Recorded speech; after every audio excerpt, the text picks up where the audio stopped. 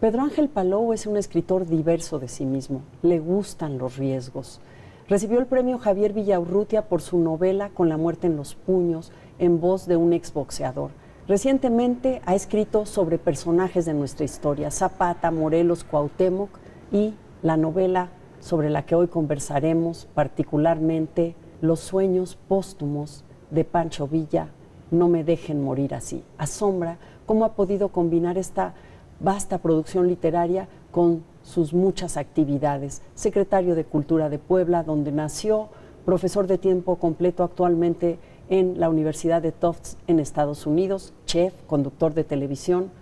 De eso y de otras cosas vamos a conversar con él aquí en el antiguo Colegio de San Ildefonso. Acompáñenos.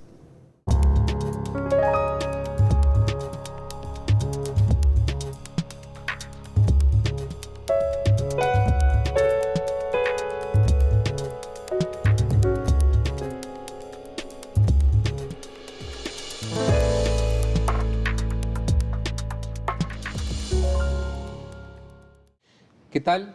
Como siempre, muy contentos de recibirlos aquí en Palabra de Autor con mi extraordinaria y queridísima compañera Mónica Lavín, maestra. Hola, Carlos. ¿Cómo estás? Hola a todos, qué bueno que nos acompañan. Y bueno, hoy tenemos un invitado muy especial, Pedro Ángel Palou. Muchas gracias por venir aquí con nosotros. Muchas gracias, Carlos. Muchas gracias, Mónica. Y muchas gracias por venir, porque vienes desde... Ya no estás viviendo aquí en México. Ya no estoy y viviendo en México, tenemos el privilegio de tenerte. No, el privilegio es mío. La verdad es que estoy muy contento. Y el otro privilegio es estar aquí en este escenario maravilloso. Maravilloso. Total, lleno de historia para hablar de historia. Claro. Vamos a hablar de historia, si te parece, Pedro Ángel. Has declarado en algunas ocasiones que la ilusión siempre conlleva a la desilusión, que los grandes decepcionados son los grandes ilusos, y me parece que muchos de tus personajes son unos grandes ilusos o unos grandes desilusionados al menos. ¿Es una condición trágica para ser un gran personaje? Yo creo que sí, porque estos grandes personajes se atreven a cosas que quizá ningún ser humano normal se atrevería, porque están embebidos de un espíritu utópico basado en esta primera condición, que es la condición de la ilusión, que es el mismo espíritu utópico que, por cierto, sientes cuando te enamoras y te ilusionas.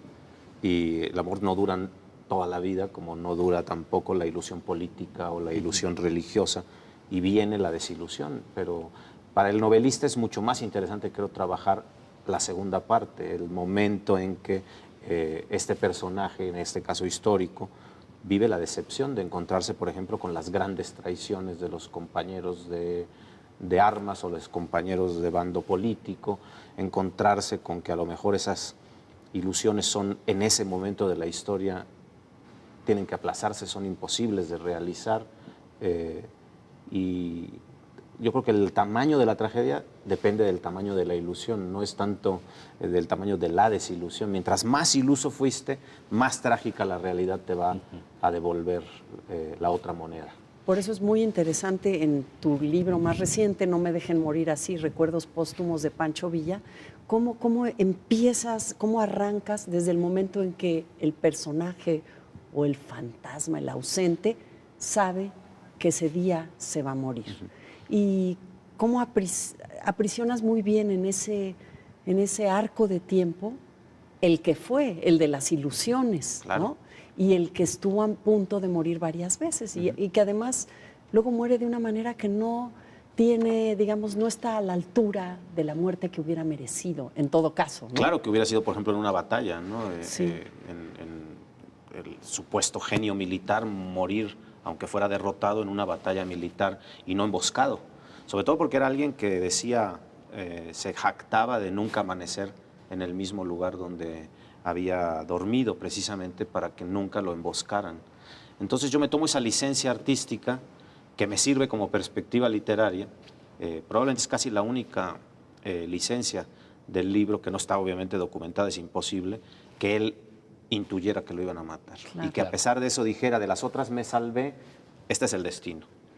Y si es el destino, me queda muy poco tiempo, tan poco tiempo que no le da tiempo ni siquiera de terminar 3 capítulos de la novela vivo. Los otros capítulos ya está muerto, ¿no? Claro, claro. Ya es como dices, un fantasma, ¿verdad? ¿Cómo le entras a Pancho Villa? Sí, ¿no? Sí. Y en primera persona, en primera con persona, su voz. ¿cómo le das la vuelta? ¿Cómo encuentras otra faceta del prisma de un personaje icónico en la literatura mexicana? Pues tienes que tener, yo creo que un poco de desparpajo, más que de voluntad, que se te ocurra que va a funcionar, ¿no? Porque si bien es cierto que es un personaje muy biografiado por la historia, sobre todo es esta otra parte, es la tradición literaria que ya lo ha vuelto símbolo.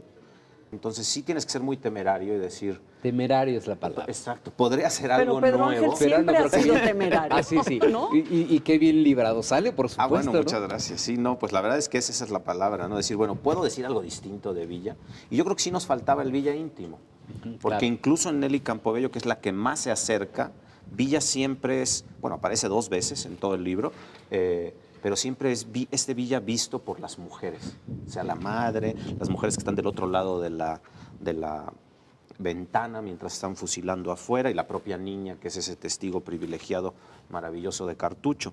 Pero Villa, como tal, nunca había sido contado íntimamente, menos todavía más temerario en primera persona, porque pues tienes que intentar ser una especie de ventrílocuo y imaginarte una voz que pueda ser creíble, claro, que el lector diga, bueno, me la creo, ¿no? Suspendo mi incredulidad y a ver, me está hablando Pancho Villa. Y sí es persuasiva, por lo menos yo como lectora me lo creo. Y yo creo que esa es una gran habilidad tuya, porque ya con la muerte en los puños, este exboxeador... Ese fue Yo la verdad es que recuerdo ese fue mi aprendizaje, ¿no? Que tienes una gran capacidad para oír a tus personajes y permitirles que se expresen como probablemente o como posiblemente pudieran expresarse. Claro, que ¿no? sabemos todos los que escribimos, Carlos, Mónica, ustedes también lo han hecho, que es una ficción, ¿no? Que es un artificio, claro. Pero un artificio que el lector tiene que creerse. Y tienes razón, fue con La muerte en los puños donde yo aprendí a hacerlo, después de grabar horas y horas de boxeadores. Pero hubo un momento en que dije, se acabaron las grabaciones, todavía eran cassettes, se acabaron los cassettes, y tengo que ponerme a imaginar una voz que no es ni la voz de uno, o sea, no es la voz de ninguno de estos boxeadores, pero tiene que sonar a un boxeador, ¿no? Y si esta novela se la doy a leer a un boxeador, incluso sin decir que es una novela, tiene que creerse que existió el Baby Cifuentes en ese caso y que le está contando. De eso, de tu gran trabajo como lingüista, vamos a hablar, amigos, en el próximo bloque. No se vayan, quédense en Palabra de Autor.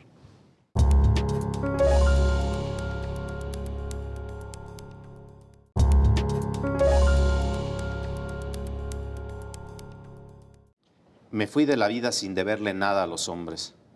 Con quienes sí quedé en deuda y mal fue con mis mujeres, pues hubiera querido darles más y hacerlas sufrir menos. Ninguna podría decir que no la quise. De verdad, cómo las amaba. Y también en honor a esa verdad no merecí ni una sola de las lágrimas que por mí derramaron. A todas les debo algo. Fueron ellas las que me salvaron de morir, de ser un verdadero cabrón, de traicionar, de olvidarme de quién era. Desde chamaco decidieron mi destino. Primero mi madre, que me expulsó al mundo y me convirtió en un hombre por todos lados. Después mi hermana, que siendo de gran humildad, me enseñó sobre el servicio y la entrega incondicional a los que amamos. Pero además porque su historia se juntó con la mía al salvarla de las garritas del patrón. Allí escribí otra canción. Las mujeres siempre me hicieron tocar tierra, andarme a las vivas, saberme mortal. Desde bien temprano y sin padre que a uno lo guiara y le dijera cómo eran esos menesteres del amor, tuve a bien enamorarme de cuanta mujer me veía bonito y de cualquiera que yo mirara de buen ver. No recuerdo a ninguna que se me hubiera negado. Se hacían las difíciles unas, pero terminaban por ser cercanas. Amigos, seguimos aquí en Palabra de Autor con Pedro Ángel Palou. En el bloque pasado hablabas de Nelly Campobello y Cartucho. Poca gente sabe que se considera la gran influencia que tuvo Rulfo, claro, para su literatura. Y después de escuchar tu lectura, la pregunta es, ¿cómo te alejas de esta habla, este uso del lenguaje tan seco, tan como madera seca, quebradiza, a la que estamos ya tan acostumbrados por nuestro ADN de leer a Rulfo, y hacer algo que suena contemporáneo, pero tiene este dejo hacer un lenguaje de hace 100 años. ¿Cómo juegas con esto? Yo le dedico por eso la novela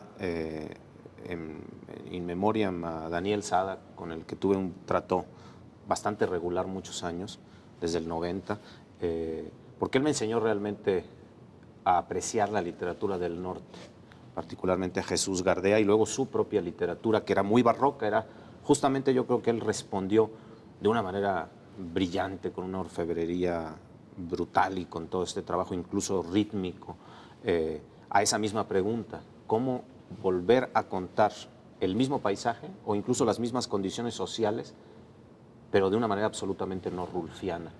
Y por eso también hay un epígrafe en la novela de Daniel sobre lo que significa vivir en la soledad absoluta, en la lejanía absoluta, porque para quienes vivimos en el centro, nos formamos en el altiplano central de este país, las cosas son muy distintas que para quien está ahí aprendido a sobrevivir al desierto y sabe lo que es la soledad, el frío, la sed, el hambre.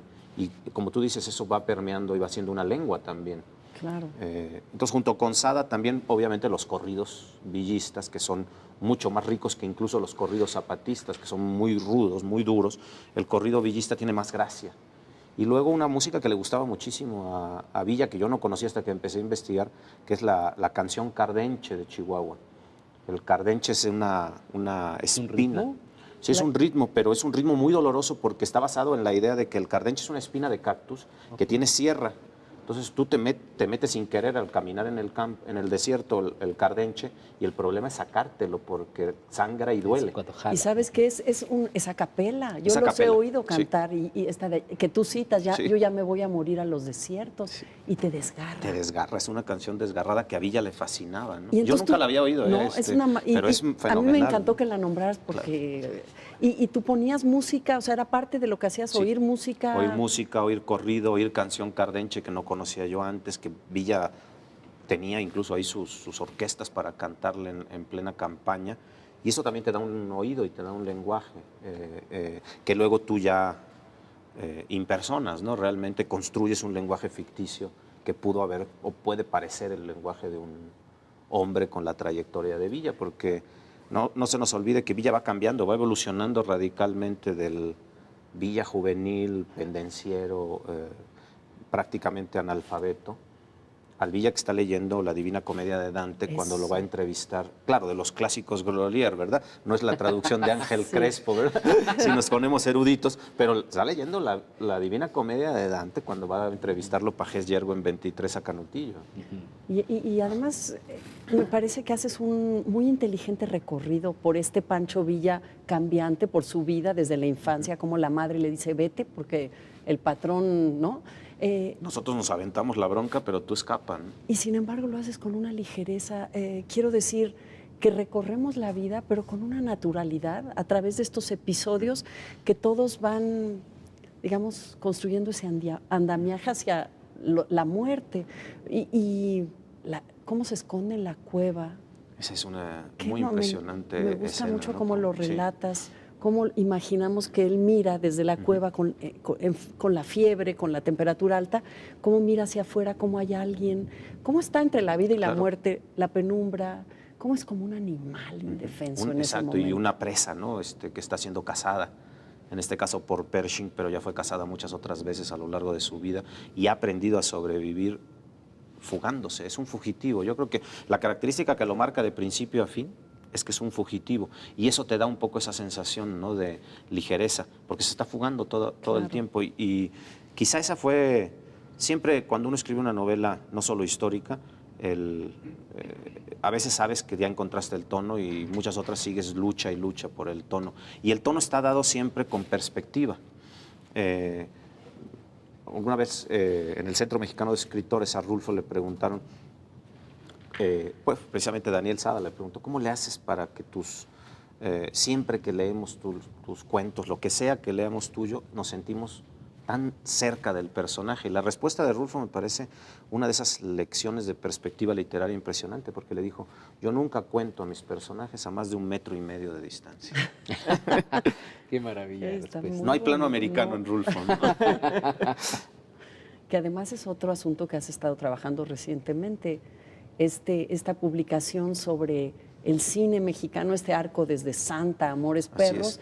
y en la literatura mexicana también, ¿no? Intentando comparar cómo se fue construyendo la identidad como símbolo y como construcción histórica, comparando las grandes novelas. Y yo siento que al principio pensé, a lo mejor me la estoy fumando, ¿no? Y ¿de dónde se me ocurrió comparar Santa con El filo del agua o Los olvidados con José Revueltas, con el luto humano?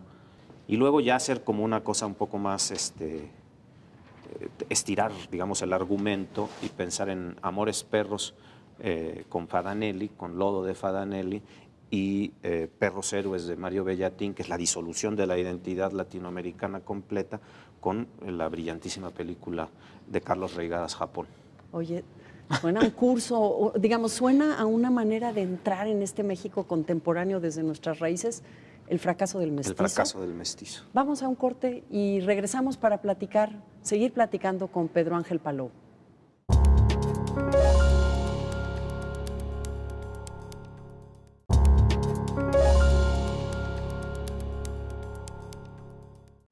Estamos platicando con Pedro Ángel Palou aquí en Palabra de Autor. El fracaso del mestizo. En la palabra, digamos, en este título que escoges, hay como varias resonancias. Sí. La identidad, una de ellas.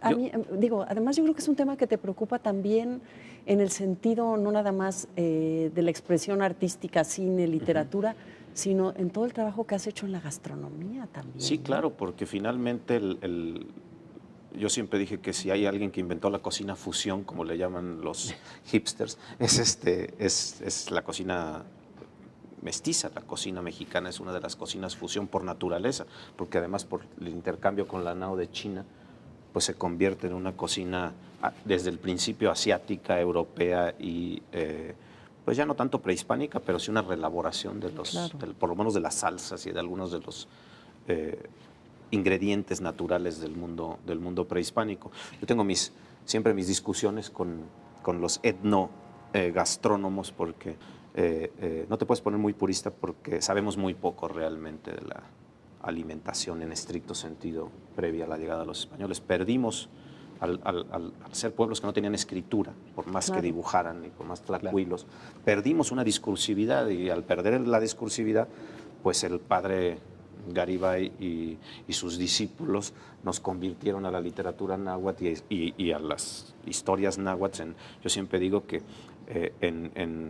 en silvas renacentistas, ¿no? Entonces, Netzahualcóyotl siempre me ha sonado que lo único que le falta decir es está oliendo a podrido en Tenochtitlán, ¿no? He dicho. Porque seguramente así, como leemos a Netzahualcóyotl, no era el canto original que escuchaban, ¿no? Estoy de acuerdo. Es una de las grandes tragedias de la conquista. En el caso peruano pasa lo mismo. Y en el haber nuestro, perdido el sonido. Es haber perdido el sonido, toda la discursividad del mundo prehispánico. Les comparto que Pedro Ángel Palou grabó una serie muy interesante que se llama Los alimentos terrenales, que era gastronomía y literatura, que podría ser ahora cine y literatura en tu nuevo enfoque, ¿no? Claro. Hicimos ahí un manchamanteles, ¿te acuerdas? De Sor Juana, porque es un gran cocinero. Aprovechando la llegada de Yo la Peor. Y descubrimos que era un ante, porque está en el recetario, ¿no? Y resulta que no es como un ate, ni mucho menos, ¿no? Un ante es un pastel bastante raro que lleva pan y que lleva una especie de... lleva antes de los salados. salados. Entre dulce y salado. Exacto. Yo decía que mucho antes, Sor Juana inventó, bueno, no Sor Juana, porque Sor Juana recupera la receta, pero la receta del ante es el famoso avant postre de Ferran Adrià, ¿no? Nada más que no necesitó cocina molecular. Pedro Ángel, sí, a mí sí me salta mucho este abismo cultural, histórico, con tu última novela, El impostor, sobre la conversión de Saulo de Tarso, San Pablo, al cristianismo. En fin, nos metes en una historia detectivesca. ¿Cómo concilias al personaje, no la historia, al personaje con la manera en que has estructurado a tus otros personajes, independientemente que sea Villa, Zapata, Díaz? Claro. Yo pensé, cuando empecé a investigar sobre San Pablo, que me parece no solo por San Pablo, sino por el momento histórico más importante de Occidente. Es decir, allí se inventa todo lo que después pensamos, sentimos, con todas las revoluciones posibles que ha habido del intelecto, con todas las crisis de fe. San Pablo es tan genial que inventa Occidente. Nada menos, tan es así que... Creo que es un buen tema para venir. Sí, tienes a Alain Badiou, incluso los grandes filósofos contemporáneos, Giorgio Agamben, Alain Badiou, todos volviendo a San Pablo. Entonces yo empecé pensando en San Pablo y de inmediato dije, bueno, y una trilogía sobre la invención del cristianismo, donde sean San Pablo, Constantino y Lutero, y así me la planteé inicialmente. Después de haber hecho una trilogía sobre sacrificados históricos de la historia mexicana, que eran Zapata, Morelos y Cuauhtémoc, dije, bueno, ¿y ahora por qué no me voy fuera de México un rato? Y fue tan difícil, tan arduo, fueron 10 años para investigar El Impostor, leer en 3 tradiciones. Yo no era ni mucho menos, creo serlo, pero en ese momento no era ni siquiera un experto ni un conocedor de lo que se dice en el mundo judío de Pablo, en el mundo protestante. Había leído muchísimo, obviamente, sobre el Pablo católico. Y de pronto encontré una hebra, que es la hebra que me dio realmente la novela. Después de muchos años de investigación, hay una hipótesis también muy temeraria y muy arriesgada de que en realidad Pablo era un espía romano. Es fantástico. Y que conoció a Séneca, porque además la especulación tiene muchos documentos que si bien no hay manera de tener un testigo que ha dicho sí es cierto, hay mucha documentación que permite atar cabos. Es muy probable que conoce a Séneca en Egipto, en Alejandría, antes de ser Saulo de Tarso, y después es el hermano de Séneca quien lo salva de uno de los momentos peores cuando es gobernador, y luego cuando llega a Roma vive en casa de Séneca. Pero todavía hay una especulación que incluso sacerdotes y gente que hace obviamente historia cristiana piensan que es muy probable, acaba de haber un congreso hace 6 años en Córdoba, en España, que es muy probable que haya ido a Córdoba con la viuda de Séneca y que haya muerto en Córdoba, con lo cual ni siquiera hay tumba de Pablo en Roma. Claro. Y se aclara algo que ya sabíamos de Pedro, que tampoco le gusta mucho a la gente que se diga, que San Pedro tampoco conoció, ni siquiera conoció Roma nunca, ¿no? Entonces, hay un papa y hay una tumba. Hay que leer El Impostor. Y yo ya había dicho al principio que tú eras diverso de ti mismo, como Sor Juan, un verso de Sor Juan, que debe significar mucho que hayas empezado a leer en la Biblioteca Palafoxiana de Puebla, no cualquiera, y que gracias a eso, y claro que tu talento y disciplina, podemos leerte y disfrutarte, y se nos acabó el tiempo. Pero qué rica conversación, la verdad es que muchas gracias. Muchas gracias, Pedro Ángel, por estar aquí con nosotros, por compartir tu tiempo, tus libros, tus ideas, tu fascinación por el lenguaje y los personajes. No, muchas gracias por invitarme a Palabra de Autor, es un honor, la verdad. Gracias, Pedro Ángel. Gracias, Carlos. Gracias, Mónica. Muchas gracias a ustedes por ser nuestros cómplices allá, desde sus casas. Vamos a suponer que usted ya sabe que lo van a matar. Es como un gusanito que no lo deja en paz.